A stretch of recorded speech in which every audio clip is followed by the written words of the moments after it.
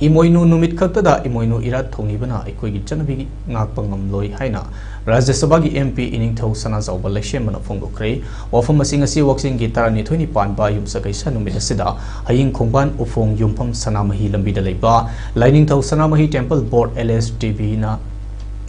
na Emoinu imagi sangai maikum hangdokpagi thoromda phongdokibane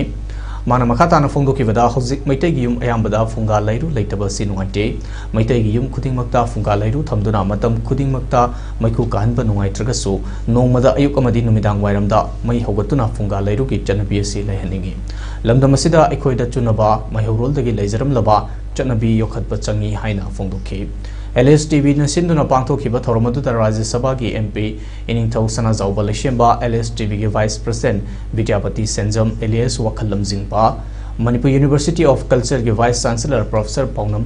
Gunindro LSTV gi Board Member Kaisham Ibomcha LSTV gi Board Member Namoizam Tomba amadi GP Women's College DMU gi Head of Department Manipur Dr. Waikom Romesh na matang sitna Chief Guest President amadi Guest of Honor Singwani Saruyakhe Masih kampung ni kita ini rumah kita boleh ikut islam juga tu mesti. Kita punya mata, ikut dalam segala sunnah. Ada ikut juga pun masih berjuang pada tinggal canggih. Malu ada ikut iman ibu bukan rasa bagi dan usaha bagi punya bagi iman ibu sendiri punya iman itu jadi. Ada lo Bharat kalau dah kaya luar ikut ada itu mana boleh jadi jadi ikut identiti dah. So, maksud apa lagi?